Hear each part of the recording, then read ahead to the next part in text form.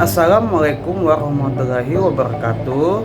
Ladies and gentlemen, my name is Bintang Pramudia. So this time I will explain the result of my presentation entitled is Pengaruh kompetensi sumber daya manusia terhadap kinerja karyawan pada PT Series Cipta Interindo.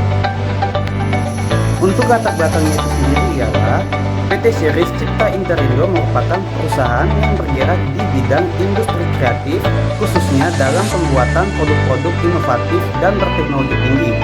Sebagai perusahaan yang kompetitif di pasar, PT Series Cipta Interindo menyadari pentingnya sumber daya manusia yang kompeten dalam mendukung pencapaian kinerja perusahaan. Kompetensi SDM sumber daya manusia juga mencakup pengetahuan, keterampilan, dan kemampuan yang dimiliki oleh karyawan untuk melaksanakan tugas-tugas tertentu secara efektif. Kompetensi yang tinggi pada sumber daya manusia itu sendiri dapat berpengaruh signifikan terhadap produktivitas, efisiensi, dan inovasi dalam perusahaan. Tujuannya ialah untuk mengetahui bagaimana pengaruh kompetensi sumber daya manusia terhadap kinerja karyawan dalam suatu perusahaan. Penelitian ini juga menggunakan metode kualitatif deskriptif yang mengumpulkan datanya terdiri dari wawancara, observasi, dan studi dokumen milik perusahaan. Manfaatnya untuk dapat meningkatkan daya saing perusahaan di pasar yang kompetitif. Karyawan yang kompeten cenderung lebih inovatif dalam menciptakan solusi baru dan meningkatkan efisiensi proses kerja. Selanjutnya, deskripsi tempat. Pertama, ruang kantor terbuka untuk mendorong kolaborasi dan komunikasi antar karyawan. Kedua, perusahaan rapat dilengkapi dengan teknologi terkini untuk mendukung presentasi dan diskusi. Ketiga, pusat pelatihan. Fasilitas ini dilengkapi dengan ruang kelas, laboratorium komputer, dan peralatan multimedia untuk pelatihan dan pengembangan karyawan. Keempat, area produksi dilengkapi dengan mesin-mesin canggih dan teknologi terbaru untuk mendukung proses produksi yang efisien. Kelima, laboratorium penelitian dan pengembangan R&D, tempat di mana inovasi produk dilakukan dengan peralatan dan teknologi terkini untuk penelitian. Dan yang terakhir, gudang untuk penyimpanan bahan baku dan produk jadi. Untuk tinjauan teorinya, yang pertama, teori kompetensi SDM sumber daya manusia adalah kualitas profesional yang diperlukan oleh karyawan untuk memberikan pelayanan yang maksimal. Kedua, teori orientasi nilai. Perusahaan yang berorientasi pada nilai customer value tidak hanya fokus pada pencapaian produktivitas kerja yang tinggi, tetapi juga pada kinerja dalam proses pencapaiannya. Tinjauan empirisnya itu ialah yang pertama, hubungan positif antara kompetensi dan kinerja. Karyawan dengan kompetensi yang tinggi cenderung menunjukkan kinerja yang lebih baik dalam berbagai aspek pekerjaan. Kedua, pengaruh pelatihan terhadap kinerja.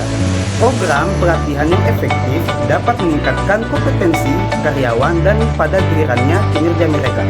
Ketiga, peran manajemen dalam pengembangan kompetensi. Hubungan manajemen yang kuat dalam pertimbangan atau maksud saya pengembangan kompetensi sumber daya manusia berkontribusi terhadap peningkatan kinerja karyawan.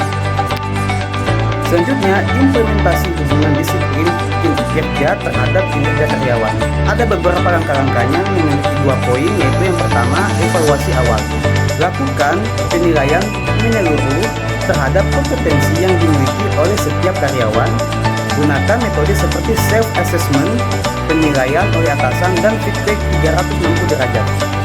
Poin kedua, identifikasi kesenjangan kompetensi. Tentukan area di mana terdapat kesenjangan antara kompetensi yang dimiliki oleh kompetensi yang diperlukan untuk kinerja optimal. Tujuan itu sendiri ialah memahami tingkat kompetensi saat ini dan mengidentifikasi kebutuhan pengembangan. Selanjutnya, faktor pendukung. Faktor pendukung itu sendiri memiliki 2 faktor, yaitu yang pertama, sumber daya penilaian yang memadai. Fasilitas pelatihan, penyediaan fasilitas pelatihan yang memadai, baik fisik maupun digital, termasuk ruang pelatihan, peralatan, dan akses ke platform e-learning. Kedua, infrastruktur teknologi. Teknologi yang mendukung seperti Learning and Management System atau LMS untuk memfasilitasi pembelajaran dan pengembangan kompetensi secara online. Faktor penghambat memiliki 2 poin juga, yaitu yang pertama, pembatasan anggaran. Keterbatasan anggaran yang dialokasikan untuk pelatihan dan pengembangan kompetensi dapat menghambat upaya meningkatkan kinerja karyawan. Dan yang kedua, kekurangan fasilitas dan teknologi. Kurangnya fasilitas pelatihan yang memadai dan infrastruktur teknologi yang mendukung. Baiklah, yang terakhir yaitu kesimpulan. Dapat disimpulkan bahwa kompetensi sumber daya manusia mempunyai pengaruh positif dan signifikan terhadap kinerja karyawan pada PT Series Cipta Interindo.